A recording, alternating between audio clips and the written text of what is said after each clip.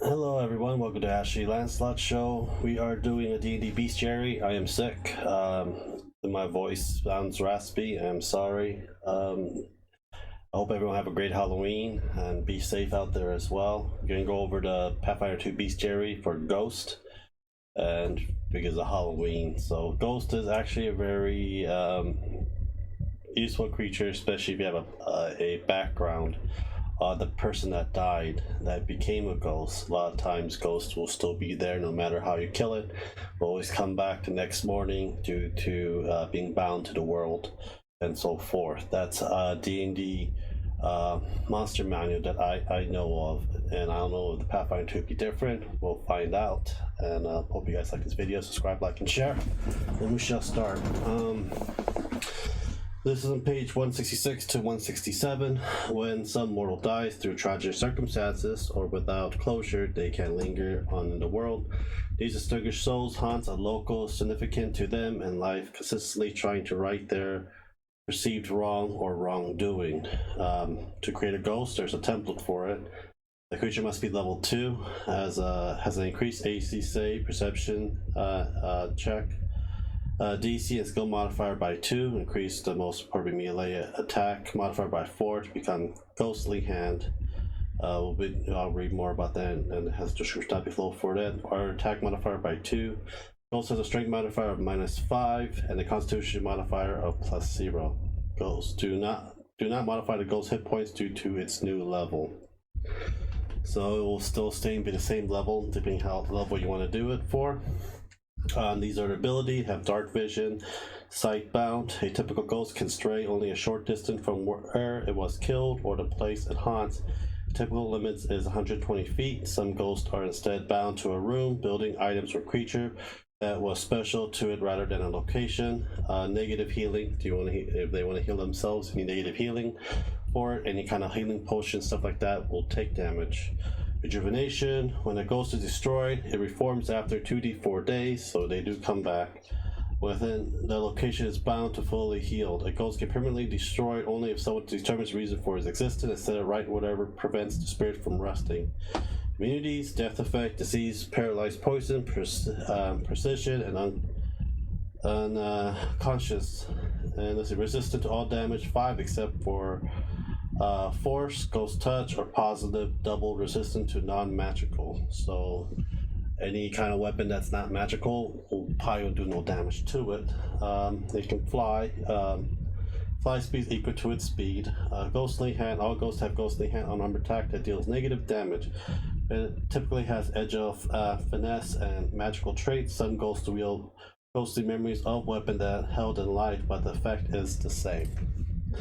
Their special abilities, you can know more about this in Core Rulebook 503. Corrupt Gaze, the ghost stares at a creature it can see within 30 feet. The target takes a 1d6 negative damage plus 1d6 per 2 levels with a basic will save. A creature that fails to save is also stupefied one for 1 minute. So if you fail it, the creature can be like, the player's gonna be like, all the time. So drain touch. With a touch, the ghost attempts to drain a living creature's life force. It takes a ghostly hand strike but deals no damage on a hit. Instead, the target becomes drained 1 for 1 day, and the ghost remains HP equals to half of its own life. Fireful Moan is a divine emotional attachment, fear, and mental. The ghost limits its fate, forcing each living creature within 30 feet to attempt a will save. On a fail, a creature becomes frightened 2 or frightened 3 on a critical failure. On a success, a creature is temporarily immune to this ghostly frightening moan for 1 minute. An inhabited object. The ghost possesses an object of size larger or smaller within 20 feet. Make an inanimate object. The animate object level can be no higher than the ghost level, -2. If the target object is being held by a creature, the bearer can attempt a will save to prevent the possession. The possession ends when the object is destroyed or the ghost leaves it. At this point, the ghost reappears in the object square and can inhabit an object again for 1d4 round. So you can possess an item, object, or a human object as well, as long as -2 or not. Malevolent possession. The ghost attempts to possess an adjacent corporeal creature.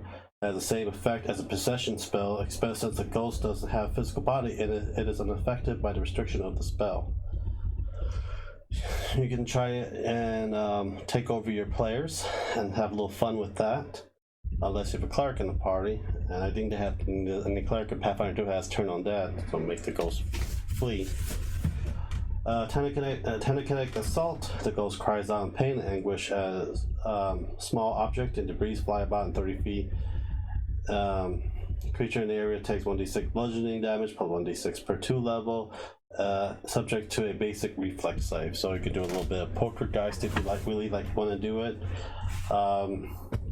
This is a creature, a ghost commoner. The ghost commoner is an ordinary person who believes they died unjustly, usually due to foul play or betrayal.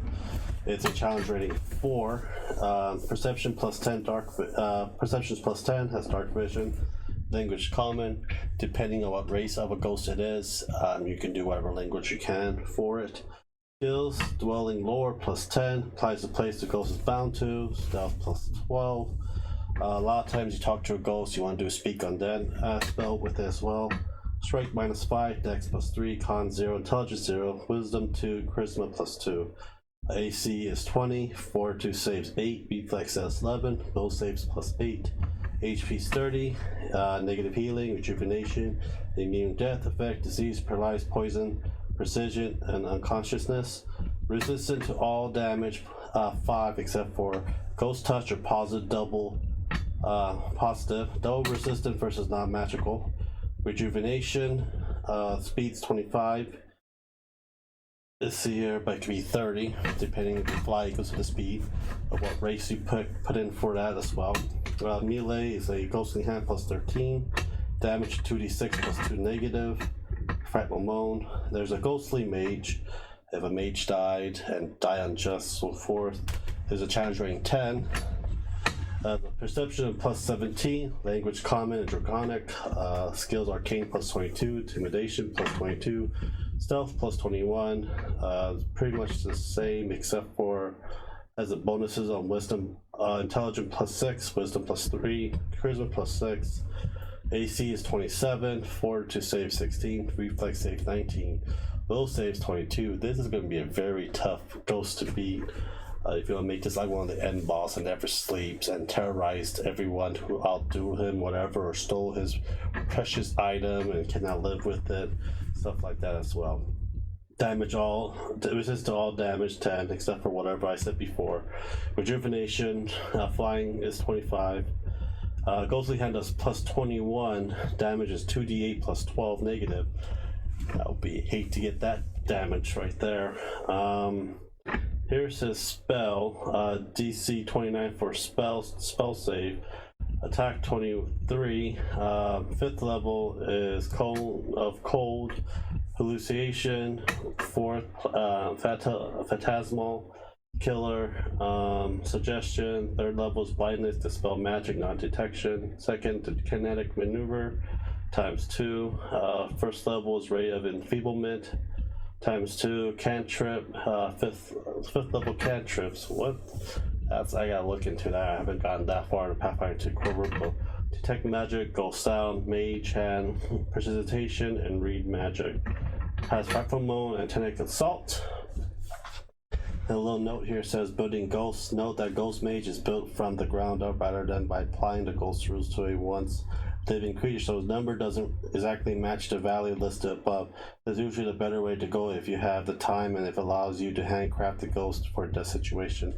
So you can't make a level, I'll say a 10 wizard and put the creating ghost stats on it. Everything will still be the same, everything else for that matter of fact. Well, I hope you guys like it. Like the ghost that I read. Usually I use ghosts in like a historic war or abandoned fort, mage tower, graveyards. They make sure you have an intricate story for your ghost. A lot of times the player wants to know why that ghost is there. There's a reason why that ghost is there. If they pass their lore about ghosts in general. So that's one of the main thing for a ghost. volatile cleric or a paladin will try to put that ghost to rest if their alignment is good.